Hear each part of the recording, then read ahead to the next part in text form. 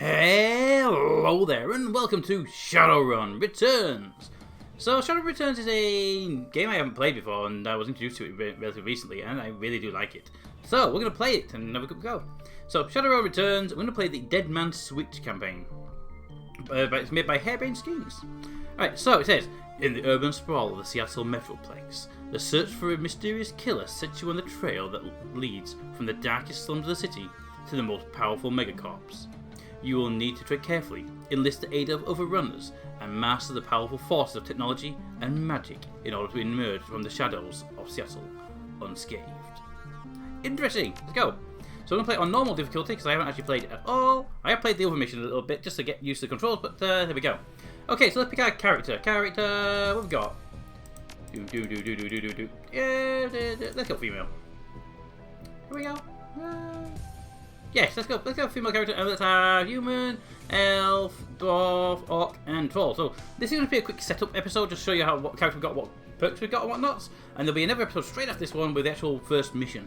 So humans were the only race on Earth until the Awakening in 2012. Nice. Now they find themselves to the definition of average or even normal. They are still the most populous race in the world and thus control many of the most powerful, moneyed and important positions in society. All humans have a +3 in karma. Very good. We have the elf. Many people, especially other metahuman races, see elves as the most fortunate metahumans. They are more attractive and socially acceptable than other metahumans. Elves are even taller than humans but have a more slender build. The hair is usually thicker, longer and more luxurious than the average, and the ears come to a nice point, like a Vulcan really. Elves have a +1 to charisma. We have dwarves. Dwarves are the shortest of the metahuman races. To compensate, their torso and shoulders are wider than their usual size would indicate. Thus, their strength is equal to, and sometimes greater than, the larger races. A side effect of their metahuman nature is increased resistance to pathogens and magic, so they withstand poisonings, I'm assuming tranquilizers, and magic. Dwarves have a +1 to willpower. With the orc. Orcs are the fastest breeding race, and now the second only to humans in the world population. Their size leads to their intimidating silhouette and a body that can take more physical damage than the average. Orcs have pointed ears and intimidating teeth or tusks. Orcs have +1 to body, so they can punch harder. Okay, and the troll. Trolls are the largest metahuman race. Heavy prejudice against them has led to people to assume trolls have a low intelligence, but in reality, there's no proof of this. Trolls have pointed ears, intimidating teeth, and tusks. Many have horn-like growths that other metahuman do not manifest. Trolls have +1 body and +1 strength, so trolls are the strongest. We have the orcs, which are strong. We have dwarfs, which are good willpower. We have elves, which have charisma. And we have humans, which have a +3 to karma at the start of the game. Now, based on these stats, I'm thinking we actually go with an elf. I have been looking at the other one, the sequel, which we'll probably end up playing after this one, which has deckers in it, which are techie people, and I really like techie people. So I think we're going to go with the elf, because the charisma's going to get us out of some sticky situations, I believe. Or should we go with orcs? It's kind of like the orc with +1.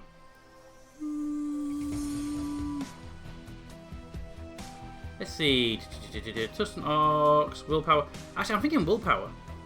Magic's going to be something that probably ends up giving us a real issue. So let's go with a dwarf, shall we? Oh, so these are way different. Yeah, so fair enough. Yeah, so I'm going to go with a dwarf. We'll go with a dwarf. 1 second, I'm just going through my own thing. Orcs. I kind of like the orcs, actually. No, we're going to go with an elf. This time around, I wanted elf first time, I want that extra charisma, and the charisma's going to be useful. So, charisma, what will we use? Which one of these will be best with our charisma? So, the Street Samurai. The Street Samurai is a freelance operative who follows a code of street honor. They learn the way of the traditional samurai warrior and have practiced modern combat.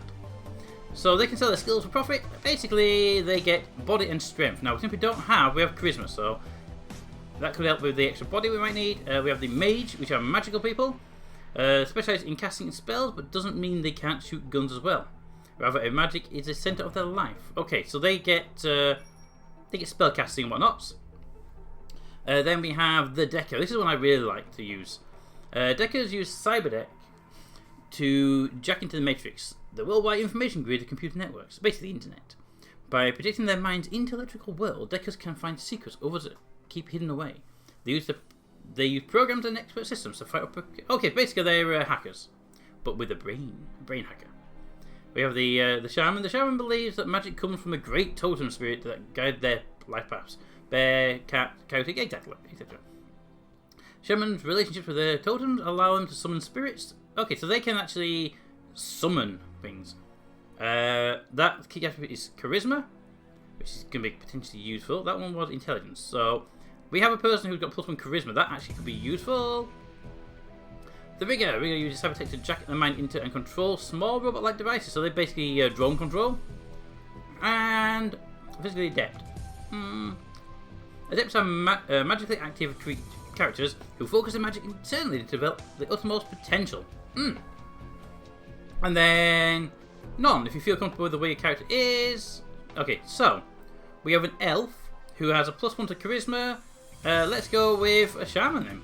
We're going to use magic to... No, I'm not a big shaman-y person. I really want to do Decker, but it requires key attribute, which is intelligence.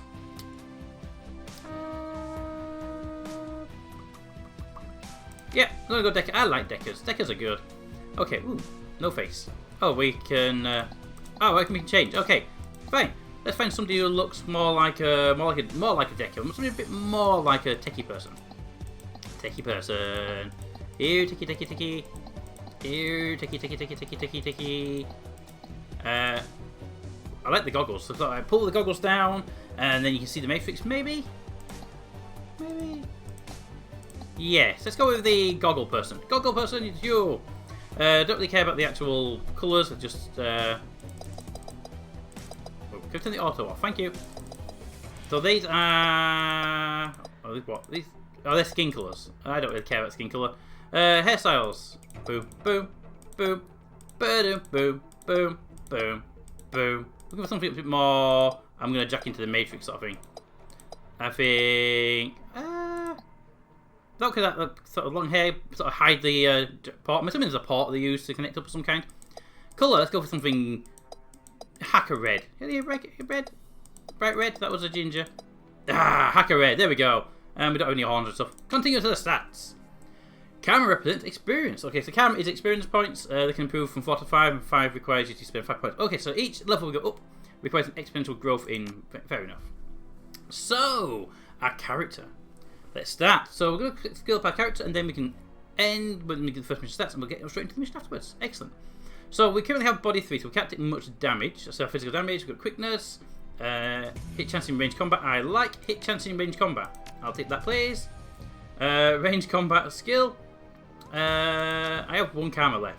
Okay, give me dodge, strength. I'm going to actually make our... We already got a 3 intelligence, so I don't want to touch that up just yet. We have a base deck. What's that one? Mark target. Doesn't really drive me, no. Willpower increase, spellcasting. We don't really do spellcasting. Charisma's already pretty decent, actually. Conjuring. Okay, so I think I'm going to put most of our stuff into weapon capability. I think. Range combat. Boom. If I take off the... Did I ban that one? I did. If I get range combat. And then we say, give me a decent gun. And I kind of want to be at range. Chance to great normal when using a rifle.